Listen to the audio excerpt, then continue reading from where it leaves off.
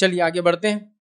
تو یہ ان کا نسب تھا. اب نبی اکرم صلی اللہ علیہ وسلم سے ان کا رشتہ کس طرح سے ہوا؟ نبی اکرم صلی اللہ علیہ وسلم سے نکاح کے اعتبار سے آپ یاد رکھیے یہ دوسرے نمبر پہ نکاح میں آئی، لیکن ہم نے ترتیب کیا باندھی تھی کہ جو نکاح میں آئی اور ساتھ میں گھر میں آ گئی ہم اس اعتبار سے لیں گے. تو اسی وجہ سے ہم نے سودا رضی اللہ عنہا کا دوسرا واقعہ لیا، حالانکہ سودا رضی اللہ عنہا سے اللہ کے رسول کا نکاح تھرڈ نمبر پہ ہوا تھا، لیکن ودائیگی کے اعتبار سے یہ پہلے آ گئی تھی. مائیں خدیجہ کا انتقال ہوا، نبی اکرم صلی اللہ علیہ وسلم نے دوسرا نکاح کیا مائیں عائشہ سے، لیکن ودائیگی نہیں ہوئی. پھر مائی سودا سے، اور نکاح کرتے ہی گھر میں آ گئی. ٹھیک ہے. تو ان کے تعلق سے پورا مشہور واقعہ ہے کہ جو ہے خولہ بنت حکیم رضی اللہ عنہا نبی اکرم صلی اللہ علیہ وسلم کے پاس ہے اور کہا اللہ کے رسول آپ نکاح کیوں نہیں کر لیتے؟ نبی اکرم صلی اللہ علیہ وسلم نے کہا کیا کوئی رشتہ ہے؟ تو کہا دو رشتے ہیں، ایک کنواری ایک بیوہ ہے.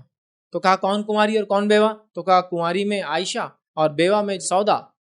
تو کہا ٹھیک ہے تم جاؤ. یہ فوراً ابوبکر صدیق رضی اللہ عنہ کے گھر پہنچی. ان کی مطلب اہلیہ جو ہے ام رومان رضی اللہ عنہا یہ موجود تھی. کہا کہ تمہارے تو بھاگ کھل گئے، تمہاری قسمت کھل گئی، تمہاری بیٹی کے لیے میں ایک رشتہ لائی ہوں جو رشتہ بہت ہی اہم ہے، تم سنوں گی تو جو ہے خوشی سے پھولے نہیں سماؤ گے. تو کہا کیا ہوا، کس کا رشتہ ہے؟ تو کہا محمد صلی اللہ علیہ وسلم کا رشتہ ہے. انہوں نے کہا رک جاؤ، پھر ان کے ابو آتے ہوں گے بیٹی کے عائشہ کے، بات کر لو. ابوبکر صدیق رضی اللہ عنہ تھوڑی دیر بعد گھر آئے. کہا کہ میں ایسا رشتہ لائی ہوں.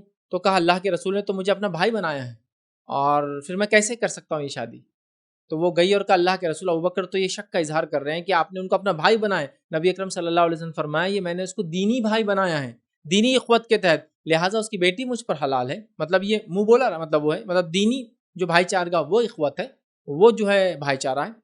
تو پھر وہ لے کر آئے. تو کہا لیکن ایک رشتہ پہلے سے عائشہ کو آ چکا ہے، میں جا کے پہلے ان کے گھر بات کر لیتا ہوں تاکہ وہ لوگ اس کا انکار کر دیں، پھر آگے بڑھتا ہوں. ابوبکر صدیق رضی اللہ عنہ ان کے گھر گئے جنہوں نے پہلے رشتہ بھیجا تھا. بات وہاں طے نہیں تھی لیکن رشتہ بھیجا تھا. بات کی تو انہوں نے کہا ابوبکر تم تو اسلام قبول کر چکے ہو، مطلب بے دین ہو چکے. انہوں نے یہ کہا ہمارا بیٹا بھی تم ویسی بنا لو گے تمہاری بیٹی کے ساتھ، لہٰذا اب ہم نہیں دے سکتے. پھر ابوبکر صدیق رضی اللہ عنہ آئے اور خولہ رضی اللہ عنہ کو کہا کہ اب تم رشتہ لے جاؤ، نبی اکرم صلی اللہ علیہ وسلم کہہ دو. نبی اکرم صلی اللہ علیہ وسلم آئے، نکاح ہو گیا اور آپ چلے گئے.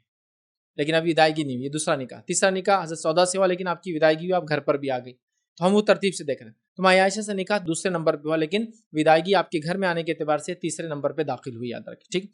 چلیے تو ماں عائشہ کا رشتہ ہوا، اس کے بعد نبی اکرم صلی اللہ علیہ وسلم سے ان کا نکاح ہوا. اور اس سے پہلے ام المومنین